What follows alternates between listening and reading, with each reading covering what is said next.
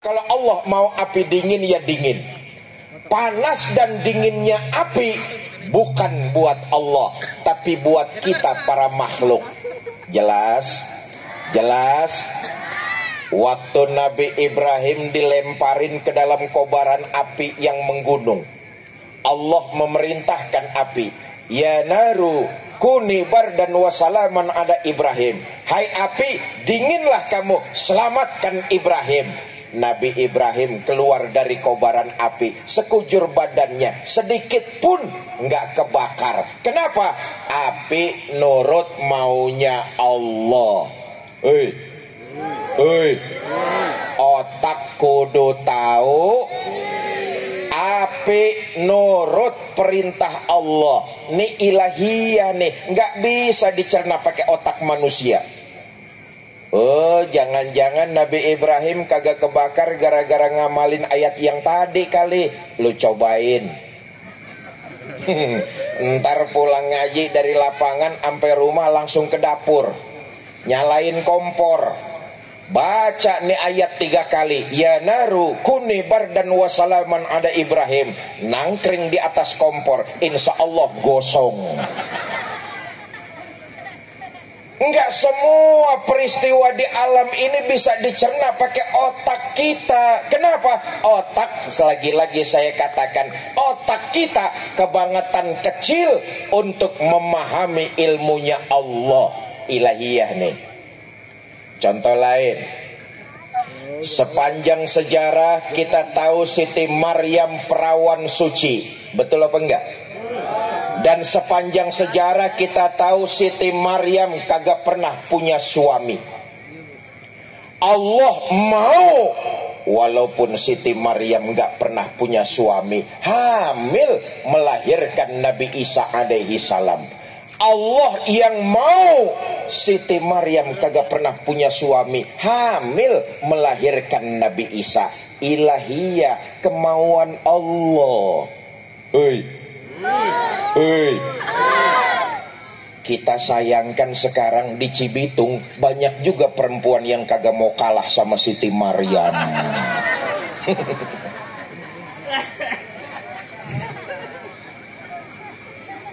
Isra Mi'raj itu maunya Allah, Nabi dijalankan, Allah yang menjalankan.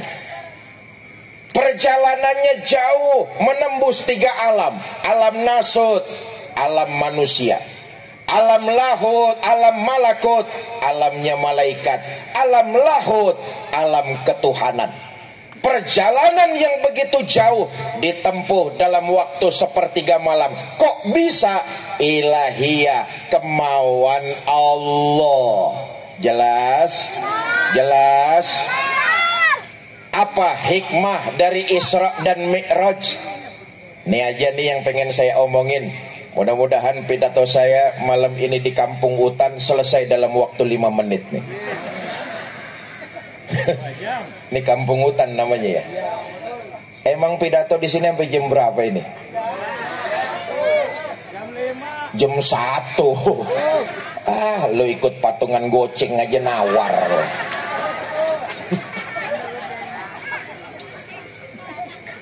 Tadi saya sudah katakan perjalanan baginda Nabi dimulai alam nasut, alam kemanusiaan. Dimulai dari mana itu? Dari Masjidil Haram ke Masjidil Aqsa. Ini menandakan bahwa kita umat Islam Cibitung hidupnya nggak boleh jauh-jauh dari masjid. Umat Islam Kampung Hutan nggak boleh berpisah sama masjid. Umat Islam dengan masjid persis kayak ikan sama air, nggak boleh berpisah, nggak boleh jauh-jauh. Kalau berpisah, dua-duanya rugi. Saya tanya nih, ada kagak ikan yang kagak doyan hidup di air? Ada apa enggak? Ada, namanya ikan mau mampus. Kalau ada orang ngaku agamanya Islam, tinggalnya di kampung hutan, tapi hidupnya jauh dari nilai-nilai yang diajarkan masjid, itu sama juga ikan dikit lagi modar. Apa fungsi masjid di tengah-tengah kita masyarakat Cibitung? Pertama, masjid tempat kita meningkatkan kualitas iman sambil memperbanyak amalan-amalan ibadah. Dan ibadah yang utama adalah ibadah sholat. Bukankah ini intisari dari peringatan Isra dan Mi'raj junjungan kita baginda Nabi besar Muhammad? Yuk kita lihat, saudara, tujuan didirikannya ibadah sholat tidak lain dan tidak bukan agar pelakunya terhindar dari perilaku-perilaku keji dan munkar.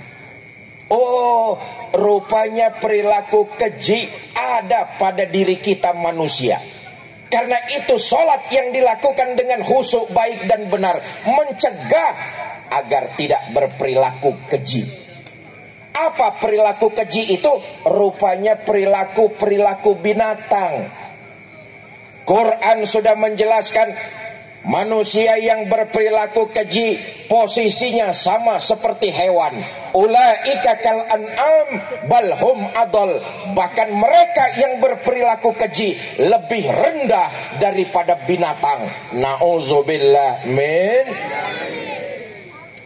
Makanya pantas ada sebuah riwayat mengatakan nanti di akhirat ada orang dibangkitkan badannya manusia, mukanya muka macan.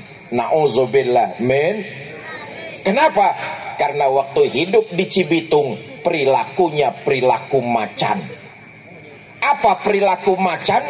Mau menang sendiri, egois, nggak mau ngalah, nggak mau dengerin omongan orang, ngerasa dirinya bener, orang lain salah. Itu perilaku macan. Oi, ada nggak yang kayak begini? Yang mana orangnya?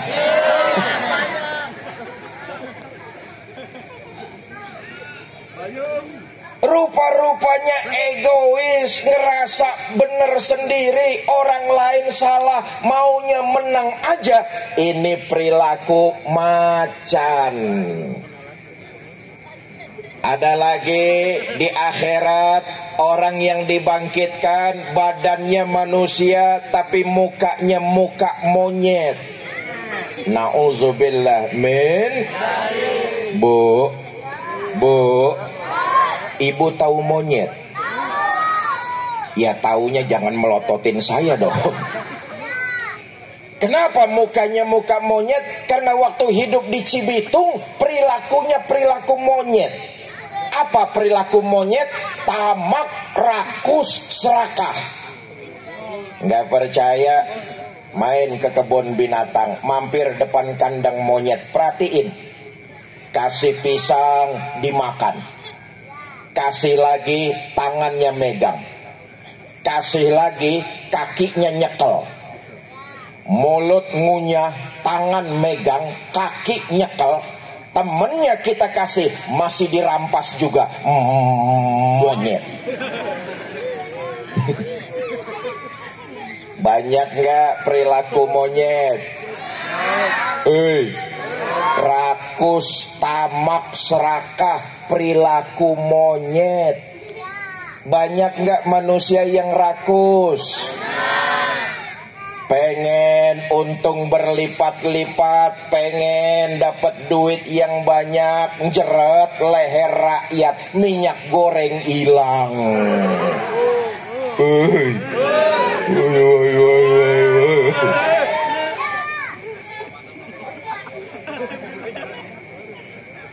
Maka orang yang tamak, rakus, dan serakah ditamsilkan sebagai perilaku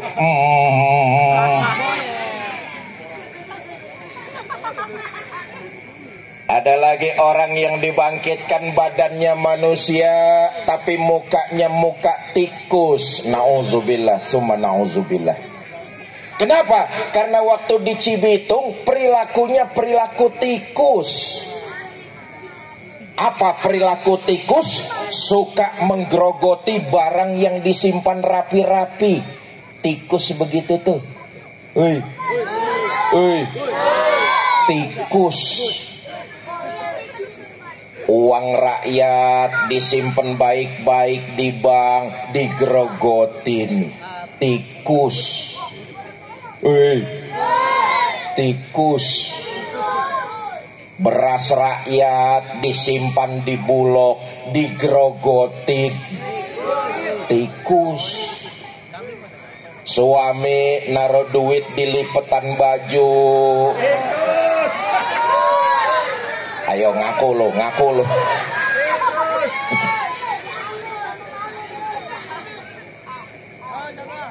Karena itu pantaslah kalau tujuan utama didirikannya sholat mencegah perilaku keji yang muncul kemudian perilaku terpuji. Mohon maaf nih, maaf banget, masih banyak di antara kita yang dalam mengerjakan sholat cuma sekedar nggugurin kewajiban. Masih banyak di antara kita yang dalam mengerjakan sholat cuma terjebak rutinitasnya aja. Sholatnya rajin, maksiatnya tekun. Sholatnya nggak ketinggalan, tapi ngomongin orang jalan terus. Sholatnya mau, tapi mulutnya nyakitin hati tetangganya. Ada di sini yang kayak begitu, ada? Oh, saya yakin nggak ada masyarakat kampung hutan. Kagak ada yang kayak begitu. Nih saya mau cerita, di kampung saya banyak yang kayak begini nih. Sholatnya rajin tapi nyakitin hati tetangga jalan terus. Di kampungan saya banyak yang kayak begitu tuh. Entak saya tanya, pindahan dari Cibitung.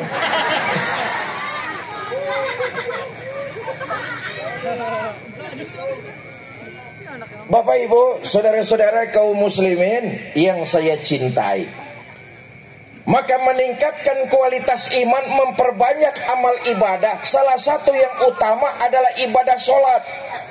Bahkan kata Nabi dalam kesempatan lain begini, awwalu ma yuhasabu bihil abdu yaumal qiyamah as-sholat. Amalan pertama yang nanti di akhirat bakalan ditanya amalan sholat. Nih yang malam ini datang ngaji di lapangan nih, entar di akhirat semua kita pasti bakalan ditanya tentang sholat kita masing-masing. Kamu siapa? Saya Pak. Saya siapa? Saya pengikutnya Nabi Muhammad. Baik, kalau kamu ngaku pengikut Nabi Muhammad, ciri pengikut Nabi Muhammad itu rukaan sujada, mendirikan sholat. Dulu waktu hidup di kampung hutan pernah sholat? Pernah Pak. Berapa banyak? Kagak banyak-banyak Pak, setahun cuma 2 kali. Emang sering dikatakan orang sholat itu macam-macam. Ada yang sholatnya harian, ada yang sholatnya mingguan, ada juga yang sholatnya tahunan. Yang harian ada 2 tuh, ada yang rapet, ada yang bolong-bolong. Yang bolong-bolong, zohor kena, asar terbang, maghrib ketangkep, isya melayang. Yang bolong-bolong masih mending dah daripada yang seminggu sekali. Jumat doang diincar tuh. Di kampung hutan ada yang kayak begitu, ada.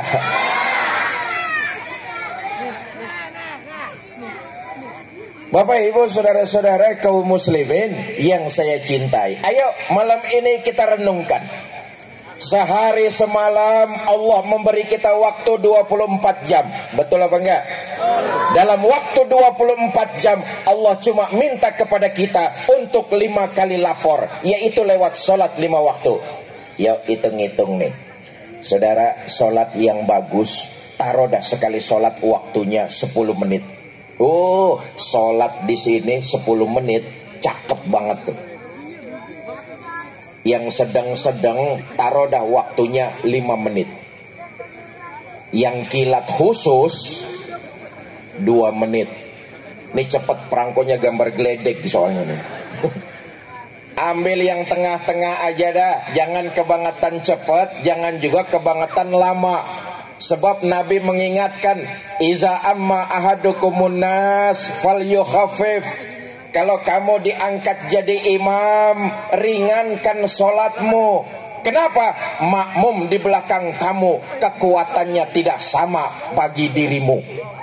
Kita lihat tuh, ada orang tua yang kalau sholatnya berdiri kebangetan lama, dengkul gemeteran.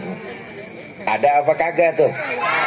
Pantes kalau Nabi ngingetin, iza amma ahadukumun nas falyukhaffif, ringankan sholatnya. Di belakang kamu makmum kekuatannya kagak sama. Jangan abong-abong. Abong-abong ngerti abong-abong. Jangan mentang-mentang diangkat jadi imam, rokaat pertama selesai Fatihah baca surah Al-Baqarah. Makmum kelojotan itu tuh. Kita ambil yang tengah-tengah saja. Sekali sholat 5 menit.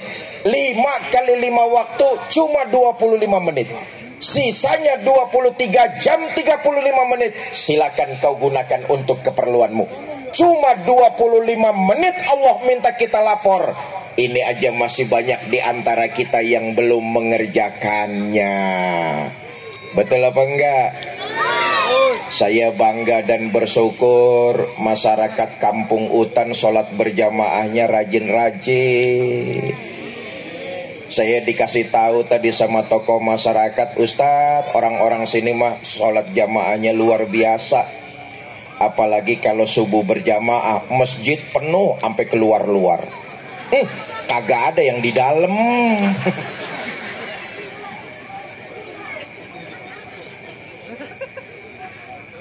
Bapak Ibu, saudara-saudara kaum muslimin yang saya muliakan, ayo dengan memperingati Isra dan Mi'raj, makmurkan masjid kita.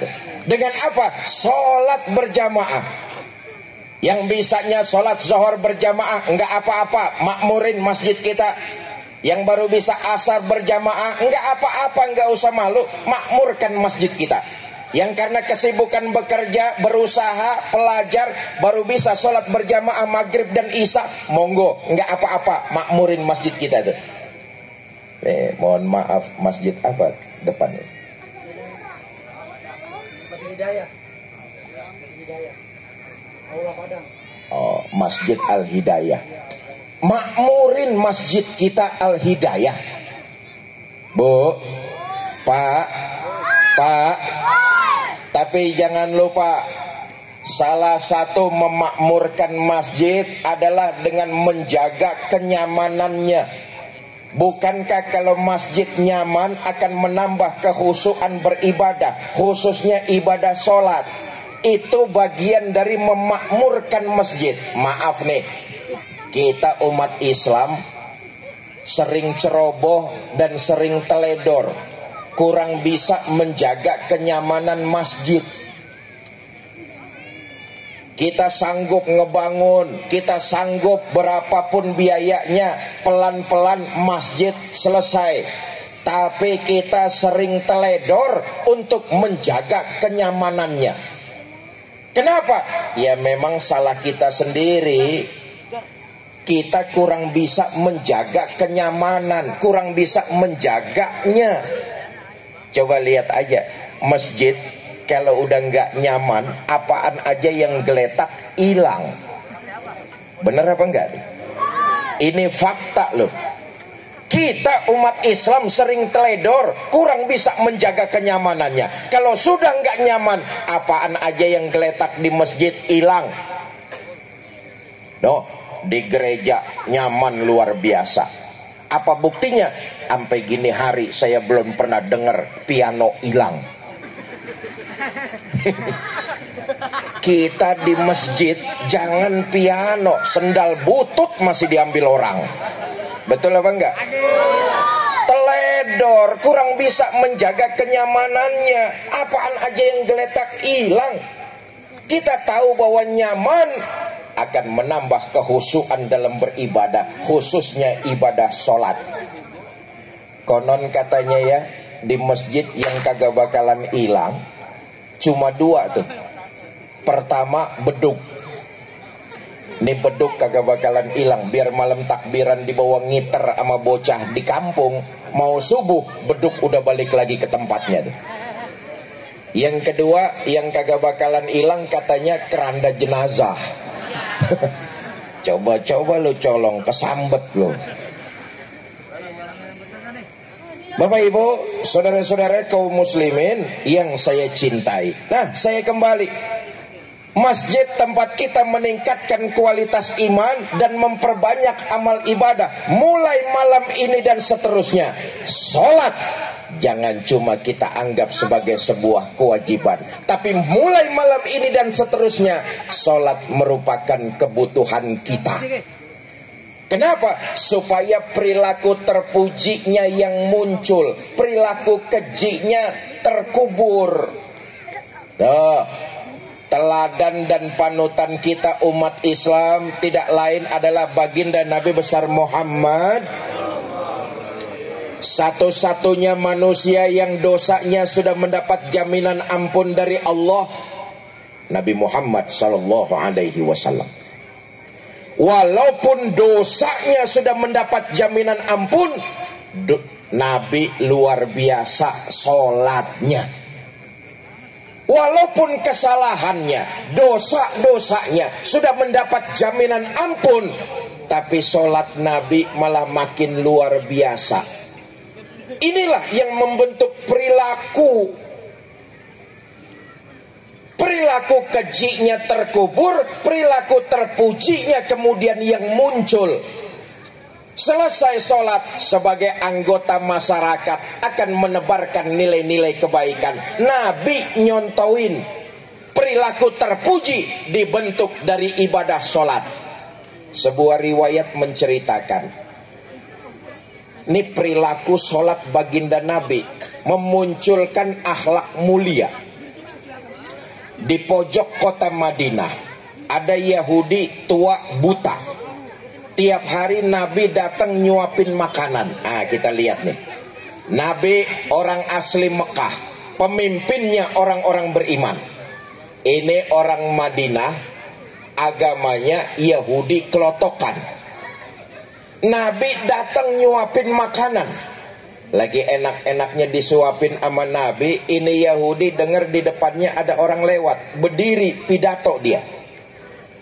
Bang, yang barusan lewat di depan saya, hati-hati kalau ketemu Muhammad, jangan dipercaya omongannya, Muhammad tukang bohong. Nabi terus nyuapin dengan penuh rasa